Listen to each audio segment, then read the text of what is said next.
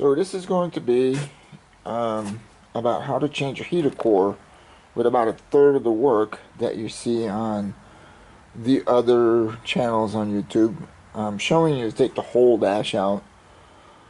In this case, I experimented with just moving the dash enough so that you can gain access to the heater core and replace it under the dash.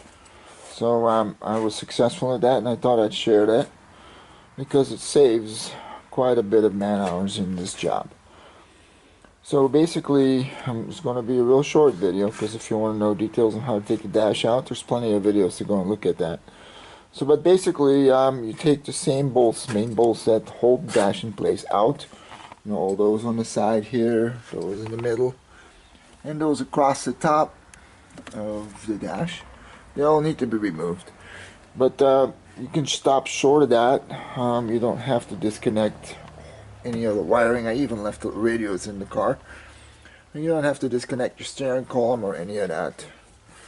I disconnected some of the wiring here so I could move this out a half a foot. And then what I did is I undid all of the bolts that hold the heater core plastic fairing in there. And up front, I also had to, of course, undo the hoses that supply coolant to the heater core, and I had to. So in this case, the car is equipped with air conditioning system, and I had to undo the hard line that goes to the evaporator, so that I could pull the heater core and heater cowling system inward a little bit more. So I had to gain that, but I did leave the flexible line still intact, connected. I didn't have to take that off. So basically, once you got all that pulled down, you can gain access. I'll see if I can put that on film to your heater core up there. You see, that's in view right now. So this little cover is going to go back on top, and you can nicely work on that through the glove compartment here by sticking that back on there. And yes, you do have to have a little bit of agility and patience to take those 4 screws, because there's not a lot of room up there to work. But there's enough room up there. I used something that came in really handy, was this type of ratcheting crescent wrench. It's an 8mm.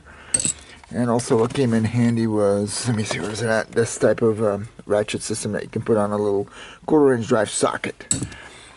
So other than that, right now I'm going back in reverse order of this assembly, and I'm going to put this all back together, and with a minimum amount of electrical disconnectings to make.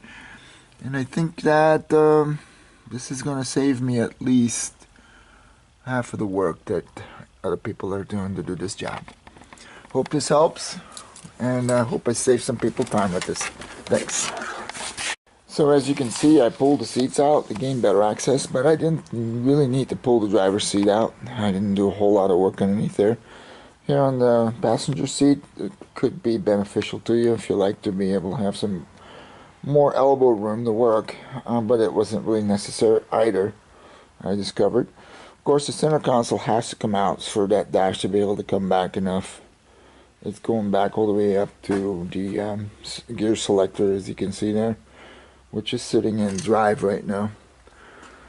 But it didn't need to come back any more than that. And of course, I suspended this dash on a little strap here that I was able to use, because this is a convertible. If you don't have a convertible, what I would suggest is that you run a strap across the roof and through the windows, so you have a place to anchor and suspend it that way. So meanwhile, I have the core back installed with the heater box. Everything is back in place as it should be. I do have to say though that it is a little bit of a challenge, because you're fighting for room to slide the ends of that heater core here where the hoses go on to back into that oval slot there, because they wind up over here in this area, and then you have to fight for room, and I have to actually pull the dash back a little bit more to get it past here.